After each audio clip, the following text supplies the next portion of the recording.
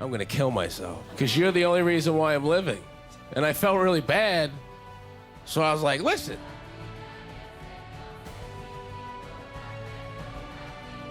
Oh, I'm always depressed, all the time. I have to constantly bring myself out of it. Like, I wake up depressed, but like, I'm like, okay, now I know my steps, because like, you learn from real, like now I have to go outside and be in the sun for a little bit, or go for a walk, or like start the day this way. It's all just programming yourself to trick your brain, you know?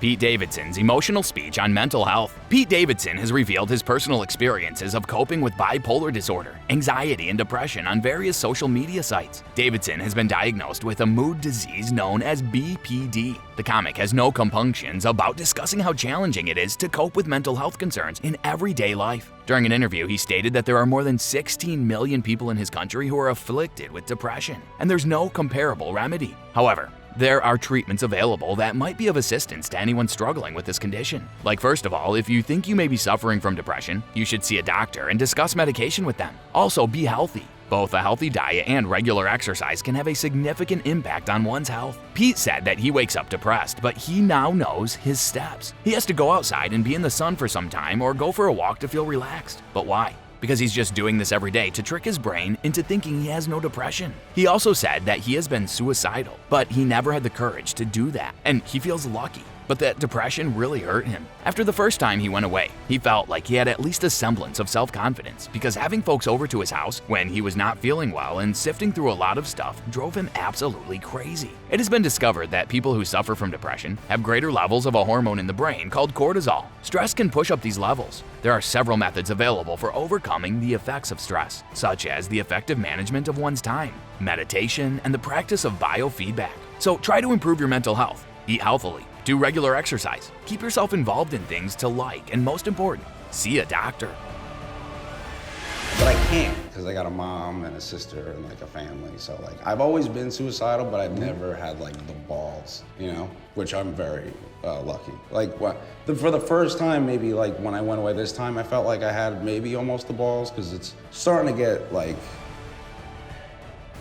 you know, when you're not feeling good and you're going through all this stuff and there's like people at your house in Staten Island, it just like really drives you crazy. But like, yeah, but like they're not as like constant as they used to be.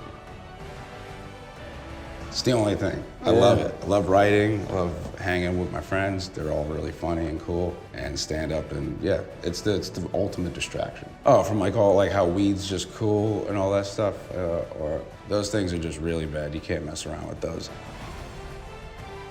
I don't know, man. I know rappers have a heavy influence. I think like anybody with a voice just being like, hey, that shit is not cool. Like, I can't personally like say don't take them because I have anxiety. I take Klonopin on flights and shit, but like don't abuse stuff, and like it's just not, it's not fun. You should just smoke weed. I wish there was like a PSA that was just like, just smoke weed.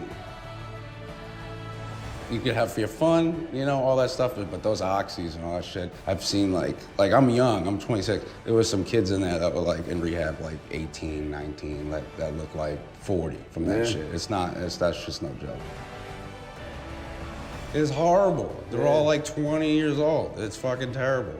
I wish like that would be enough of an example, but like I guess, you know, people do what they want. I totally got it, because we were only together for a few months. She'd even tell you this. Like I was like, listen, I was like, I get it, do whatever you gotta do, I'll be here. I literally said like, I think I said I'll be here until like you don't want me to be here. Like I pretty much knew it was around over after that. That was really horrible.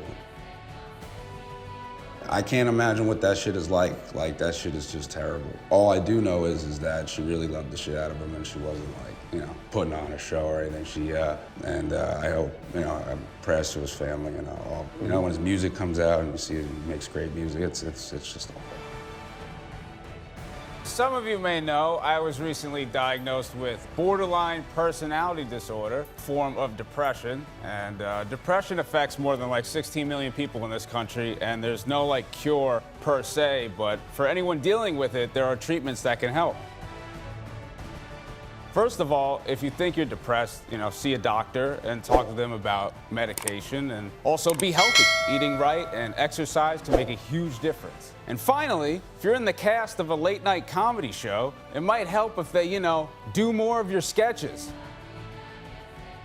Oh, no. I was born depressed, but it might make me feel better. I mean, it's worth a shot. I mean, come on. The show was like 8 hours long, 50 sketches a week. It seems weird you wouldn't use one of them to fight mental illness, but I guess that's not your style. That won't work. My sketches suck. They're all written by a depressed person.